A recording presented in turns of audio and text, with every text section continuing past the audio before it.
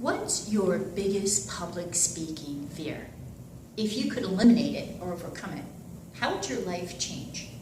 My name is Maureen Corbeski, and I am a life and communications coach, and I'm passionate about helping others to become their highest self and achieve their personal best.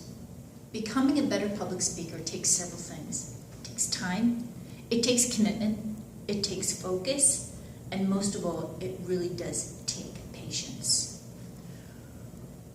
One way that we identify how to become better public speakers, or the challenges that we face in public speaking, is to be aware of things that are going on in either our mind or our body while we're speaking.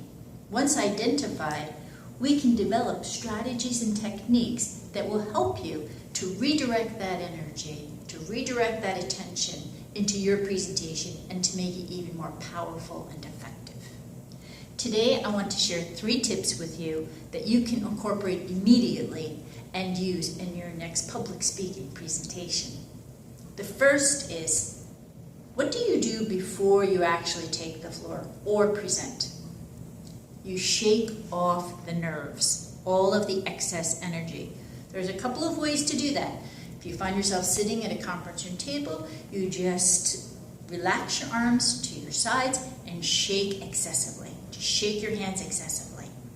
If you don't feel comfortable with that, or it's not an ideal situation, you can take your hands and squeeze them really tightly. Hold for a couple of seconds and release. Squeeze really tightly and then release.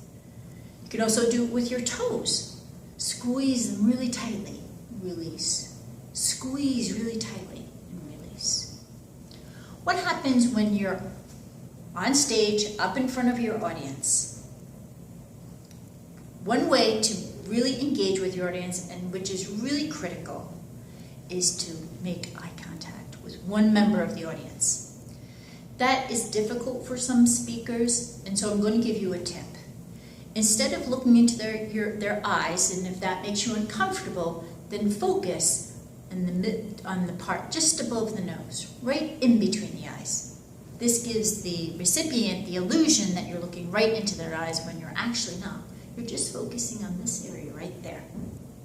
Another thing that you can do while on stage, and to make sure that your audience is even more engaged than what they are typically, is use movement. This also helps with nerves. You present your first point or your message on your speech in this space. When you're about to move to deliver your second, you move to another area and you deliver your second message. You continue to do that with each message or point that you make, making sure that you have scanned the full audience. You want to make sure that you don't linger on one area longer than the other, and try to give equal attention to all parts. The third and final tip. So what happens after you've concluded and you sit down? Well, the first thing is you celebrate. Yeah, you did it. You delivered that speech or gave that presentation.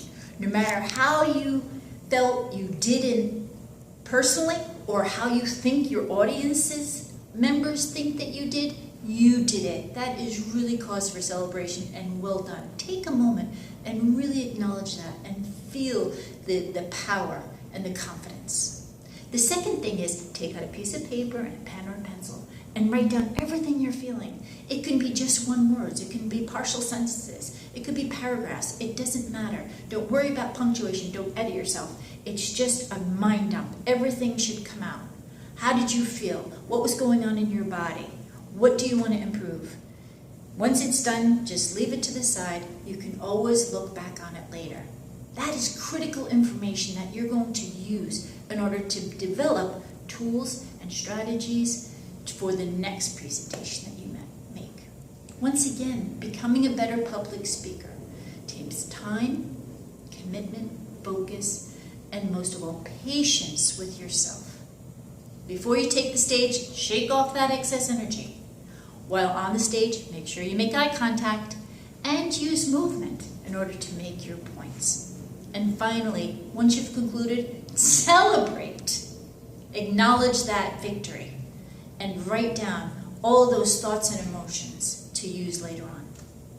If you'd like further information about me or my services, please visit my website, which is standandspeakcoaching.com, and I wish you the best of luck on your next and all future presentations.